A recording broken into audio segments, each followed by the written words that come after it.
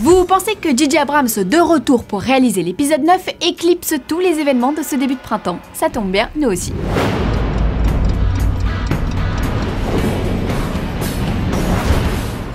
L'escadron suicide au rapport. Selon le site Latino Review, Batman pourrait rejoindre le casting du film de David Ayer. Le bruit courait depuis plusieurs mois que le Chevalier Noir montrerait sa trogne, mais le journaliste Humberto González s'est montré un petit peu plus précis à ce sujet. Batman pourrait camper un croque-mitaine détesté par le gouvernement. Le Joker serait le seul à avoir rencontré Batman avant les événements du Batman vs Superman de Zack Snyder, et c'est pour cette raison qu'Amanda Waller cherche à mettre la main sur le clown psychopathe dans Suicide Squad. Autre rumeur du jour, le méchant The Thinker pourrait faire son apparition incarné à l'écran par Jackie Earle Haley. Alors on ne vous parle pas du Jackie de Club Dorothée, mais de celui qui jouait des flingues dans Robocop et qui incarnait le mythique Rorschach dans Watchmen de Zack Snyder. C'est sûr que The Thinker n'est pas le personnage le plus connu de l'univers DC. Dans sa première incarnation, c'est un avocat qui met son intelligence au service du crime. Il utilise même une cape qui lui confère des pouvoirs de télépathie et effectue une mission pour la Suicide Squad afin d'obtenir le pardon après avoir détruit une ville. Rien de tout cela n'a été confirmé pour l'instant et il va probablement falloir attendre le début du tournage pour en savoir un peu plus sur les caméos et second rôles. On laisse néanmoins le mot de la fin au réalisateur David Ayer. Le personnage, c'est l'aboutissement. Comprenne qui pourra.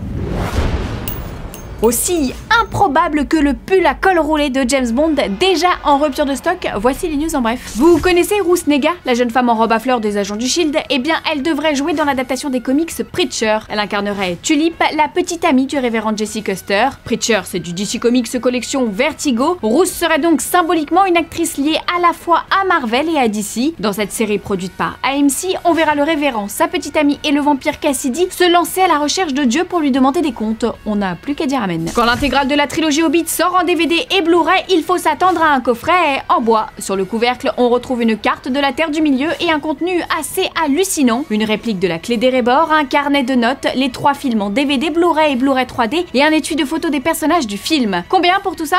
Eh bien, 110 €. Un petit pactole, hein. Surtout qu'il va falloir économiser pour le coffret ultime Le Hobbit et le Seigneur des Anneaux qui ne tardera pas à sortir, peut-être dès Noël prochain. En attendant, le coffret Hobbit sort le 22 avril, ça vous laisse le temps de réfléchir et de bien compter vos sous.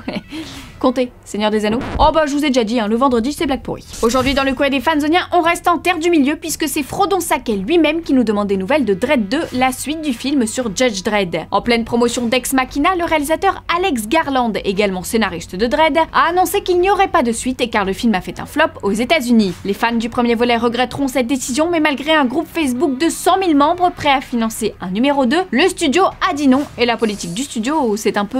La loi c'est moi et l'ordre. Fanzone c'est fini, mais vous pouvez nous retrouver sur YouTube en vous abonnant à la chaîne Fanzone et à la chaîne Allociné.